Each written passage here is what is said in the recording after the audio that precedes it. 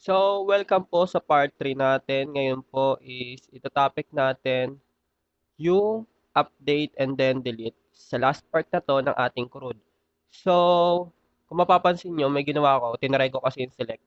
Nag-iba po ako ng way dito, tinry ko lang po mag-OOP style, pero same pa rin naman po to. Dito lang po tayo gagawa. So, wag nyo na lang pansinin tong iba, in-OOP style ko lang. Pagkatapos, tinawag ko lang tong function na to para dito tayo mag-code.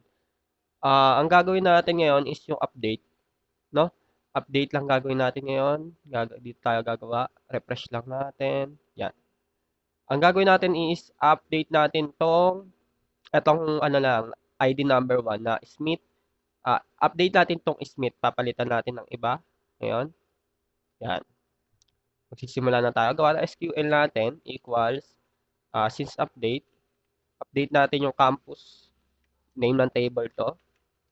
Set natin kung ano yung papalitan natin, last name, equal siya natin sa to. Ano yung papalitan? Smith yun eh. Update, last name, equals natin sa Smith, gawin nating sensei para kilala. Yan. Ngayon, tawagin natin si update last name dito. So, ganyan lang gagawin natin. And then, gawin natin result equals uh, MySQL I query. Tapos tawagin natin si this. Kasi bakit this? Kasi nasa ano siya, attributes siya ng ating database. Kaya tatawagin natin as this. Pero pag tinawag lang natin sa loob, pwede naman con lang. Since naka-OOP ako, lalagyan natin ng this.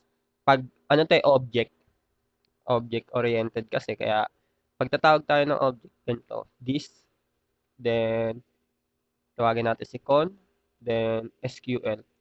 Si SQL, kaya SQL lang walang this kasi di naman siya nakalagay dito. So, pag nilagay natin siya dito, pwede natin lalagyan natin siya ng this para matawag natin. Then, if result, nag-execute na yung query natin, mag-ano na lang tayo dito, maglagay lang tayo ng echo. Echo updated. So, ganyan lang. So, madali lang, di ba? Save natin, try natin i-refresh. So, wala siyang lumabas, ibig sabihin, di gumana yung ating code. So, na-refresh natin, hindi siya nagbago. So, may problema sa ating code.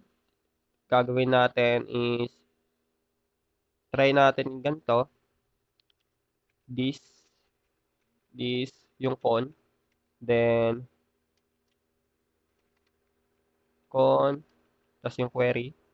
Then, try natin lagay SQL. Then, try natin save kung gagana. So, wala pa rin. So, ayun nga, no? Nakalimutan kong lagyan ng where ID, no? Since ID number 1, so hindi niya makikita kung ano yung in-update natin.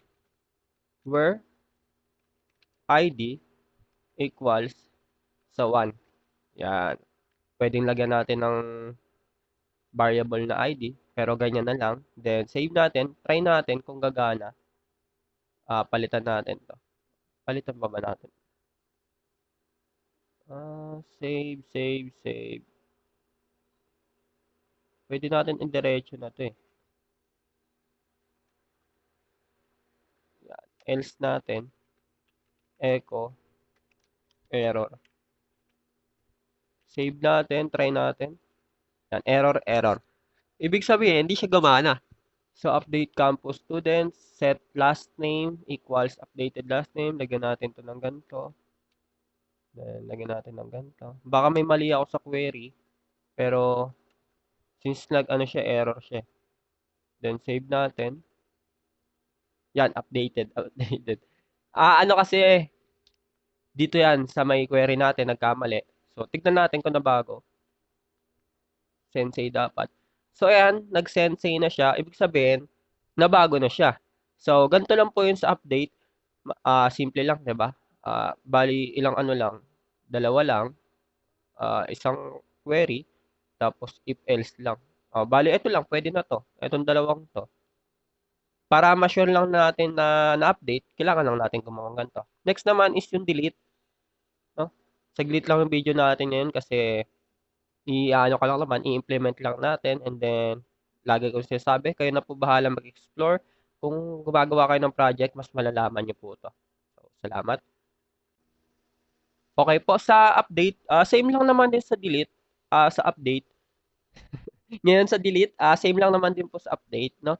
Gawa tayo ng SQL equals delete from, yung ating database, table name is campus student, may S. Ah, paano ba? So, ayun lang, delete from campus students, where di-delete natin yung ano, etong in-update natin kanina, where ID, pwede ding where last name, pero ID gagamitin na lang natin, equals to 1. So, ganyan lang. Tapos, yung ginawa natin kanina, if, ibang dali lang, this, con, query, kulang ng arrow, parang dot kasi yan sa Java, no? Arrow, query, tawagin natin sa SQL, yan, echo, deleted, else, echo, delete, failed na lang, no? Failed. Yan, save. Then, try natin, refresh. So, deleted. Then, refresh natin. So, ayun nga, na-delete na siya, no? Ang problema lang, nagiging dalawa yung deleted. Pero, ano, the same lang naman din po siya na na-delete po, no? Yung echo lang ang nagdalawa, pero okay naman po siya. Ngayon, ganito lang po yung example natin ng delete. So, try natin lang yung ano, yung username, no? Delete natin tong pangalawa. Etong may first name na Alice. So, baka may parehas na Alice dyan. Eh, madi-delete din siya. Ang gagawin natin is delete. And then, equals where last name